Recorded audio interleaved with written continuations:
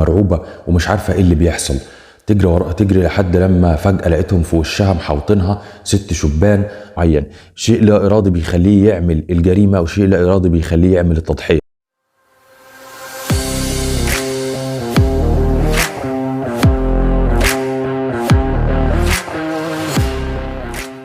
وفضلت الفتاة تجري من الشبان، فضلت تجري مرعوبة ومش عارفة ايه اللي بيحصل. تجري لحد لما فجأة لقيتهم في وشها محوطينها 6 شبان في أعمار صغيرة، بيحاولوا ان هم يختطفوها وياخدوها للغابة. وبالفعل خطفوها وخدوها للغابة، وفضلوا يقوموا عليها بالضرب.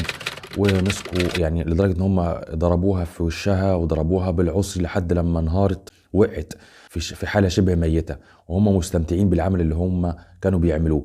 وبعد كده هربوا. وبعد نتيجة التحقيقات اللي حصلت، اكتشفت التحقيقات ان الفتيان دول اعمارهم تتراوح من 14 ل 17 سنة، كانوا بيقوموا بدروس الموسيقى، وكانوا بيقوموا بممارسة الرياضة وبشكل طبيعي جدا. رغم ذلك هم عملوا الفعل الشنيع ده بفتاة عمرها 28 سنة. بل كمان قاموا بحاجة غريبة، ان هم سموا الفعل اللي هم ده قبل ما يعملوه، هم عملوها دي قبل ما يعملوها سموها العمل الوحشي. وعلى بعد 250 ميل من الواقعة دي اصطدمت طيارة نفاثة بجسر تومباك فوق نهر جليدي، مما أدى إلى أن حدوث ذعر في المكان، وحركة السيارات توقفت، وفضلت عربيات حصل فوضى كبيرة في المكان، وعربيات الإسعاف والمطافي فضلت تجري عشان تلحق الطيارة المنهارة. وفي وسط الناس اللي بتجري دي كان في واحد بيجري بجهاز الإنقاذ الحياة، يحاول ينقذ بيه كذا شخص، ونجح إنه فعلا ينقذ كذا شخص. إلا إنه لسوء الحظ انزلق الراجل ده ووقع تحت جليد النهر وغرق، وما لحقتش طيارة الإنقاذ إنها تنقذه.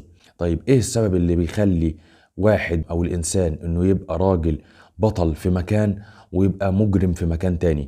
لعل الاسباب، لعل ان احنا قعدنا ندور في الاسباب اللي بتخلي الفعل الشنيع يحصل او الفعل الجيد يحصل، ان ورا الاسباب دي كلها حاجه اسمها المتعه والالم. المتعه والالم هما اللي بيخلوا الانسان يقوم بفعل الشيء معين، او تخليه يبعد عن عمل شيء معين. شيء لا ارادي بيخليه يعمل الجريمه، وشيء لا ارادي بيخليه يعمل التضحيه. فالانسان بطبيعته، يعني ايه بطبيعته، بيلجأ للحاجات اللي بتخليه مستمتع، بالحاجات اللي بتخليه عنده نشوة وشوق ولعب. وبيبعد عن الحاجات اللي بتسبب له الألم، بيتجنبها.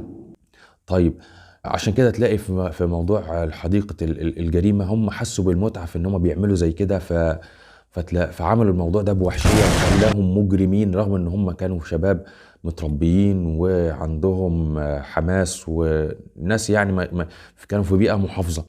وخلى الراجل اللي يضحي بنفسه ده راجل بطل. البطولة دي خلته نشأت نتيجة انه حب انه يعمل حاجة زي كده، استمتع بانه يعمل حاجة زي كده. فانت لو فهمت المفهومين دول، المتعة والألم، هتعرف ليه احنا بنأجل ان احنا ناخد قرار ونمشي عليه. يعني احنا يعني ايه؟ يعني احنا مثلا لما نيجي نعمل تنفيذ قرار، بنعمل حاجة اسمها التسويف. احنا بناخد القرار بس احنا مش قادرين ننفذه. ليه مش قادرين ننفذه؟ لان احنا بنسوف. ويعني ايه تسويف؟ التسويف هو تأجيل فعل الشيء الى وقت ما، احنا مش عارفين الوقت ده امتى، احنا بنأجل وخلاص.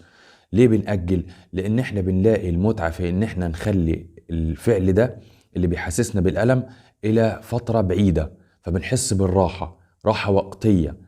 لكن احنا لو عملناها دلوقتي فاحنا هنستمتع بيها على طول.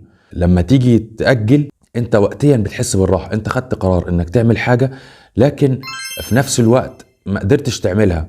ليه؟ لانك أجلتها. عايز تحضر رسالة الماجستير بتاعتك لكنك ما حضرتهاش، نويت انك تعمل كده لكن ما رحتش تعمل. قعدت تبص للأسباب اللي هتخليك، وقعدت تصعب على نفسك الطريق، لكن ما قمتش تتحرك وتبتدي تشتغل. just do it.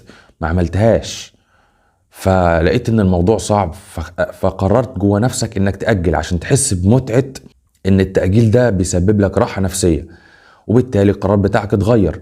لكن لو خدت القرار بتاعك ده وابتديت تمشي عليه وتبتدي ان تمرن نفسك انك ما تأجلش، هتلاقي ان الدنيا كلها بتتحرك وبتساعدك.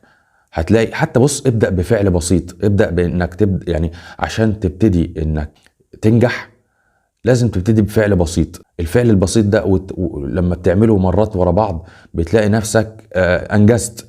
فلما تحط لنفسك في النهاية مثلا بعد مدة معينة حاجة تشجعك انك تكمل، انك لو خلصت حاجة معينة حطيت لنفسك مكافأة، هتلاقي نفسك بتكمل في القرار بتاعك، وهتلاقي متعة في انك دايما مستمر. كل ما هتعمل الحاجة دي كل ما هتنجح وتكمل. انما لما تلاقي نفسك عايز تعمل حاجات كتير في وقت واحد في وقت قصير، فده بيسبب لك ألم نفسي وبيخليك تكسل انك تعمل حاجة زي دي. فمنبع المتعة او الألم او المبدأ بتاع المتعة والألم هو ليه أثر كبير علينا في حياتنا. لازم يبقى عندك وعي بالنقطة دي، وعشان يبقى عندك في الخطة بتاعتك في ساعة تنفيذها او ساعة ما تيجي تاخد القرار بتاعك انك تغير حاجة معينة، تعرف ان موضوع المتعة والألم ده بيبدأ من نقطة انك تنفذ القرار. طب ازاي تستخدم مبدأ المتعة والألم في تنفيذ قراراتك؟ لازم توصل للألم او العتبة العاطفية للألم. ودي بتحصل ازاي؟ انك مثلا هضرب لك مثال، انك كنت في علاقة عاطفية وفضلت تحصل لك مشاكل وانت قاعد تستحمل في المشاكل دي، ولكن انت وصلت لمرحلة انت مش قادر تستحمل المشاكل دي، فساعتها بيحصل لك ألم شديد هو اللي يخليك عند لحظة معينة تقول لا ستوب، انا هعمل كذا كذا كذا، تاخد قرار تبدأ تمشي عليه. ساعتها الألم ده بيصبح صديق لنا. ليه؟ لأنه وصلنا للمرحلة اللي نقدر ناخد فيها قرار يوصلنا للمتعة اللي احنا عايزين نوصل لها، سواء بالراحة النفسية او ان احنا نرتبط بحد تاني او ان احنا نهدى شوية وناخد راحتنا. فده يعتبر اسمها عتبة الألم، الوقت اللي احنا بنوصل فيه ان احنا ناخد القرار ساعة ما بنوصل لدرجة معينة من الألم. طيب احنا هل العلاقة علاقة عاطفية بس؟ لا، مش علاقة عاطفية بس. في عندك ممكن تبقى علاقة جسدية. يعني ايه علاقة جسدية؟ يعني انت مثلا لو واحد بدين، واحد تخين، لما بيجي يمشي بينهج، لما بيجي يركب الميكروباص ما بيعرفش يقعد، بيحشر نفسه في كراسي الميكروباص بالعافية. لما بيلاقي نفسه وصل للمرحلة دي بيبتدي ياخد قرار جوه نفسه ان هو لازم يبتدي يعمل حمية غذائية يمشي عليها بحيث ان هو يرجع لوضعه، اللي هو يرجع جسم رياضي رشيق. فهو لحظة اتخاذه القرار ده تبقى اسمها العتبة العاطفية للألم. فهو أول ما بيوصل للألم ده بيبتدي ياخد قرار يمشي في مصلحته. لازم نعرف برضو إن المتعة أو الألم درجات، يعني الذل والإهانة دي درجات بتختلف من شخص لآخر، والمتعة درجات، واحد بيحس بالنشوة في حاجة معينة، واحد بيحس بالراحة. فبيقولك إن الراحة أعلى من النشوة، أو إن الألم في الإهانة بشكل معين أعلى من الألم في شكل معين تاني. فالدرجات دي لما بتختلف عند الناس من واحد للتاني بيخلي كل واحد يختلف سلوكه من واحد لآخر.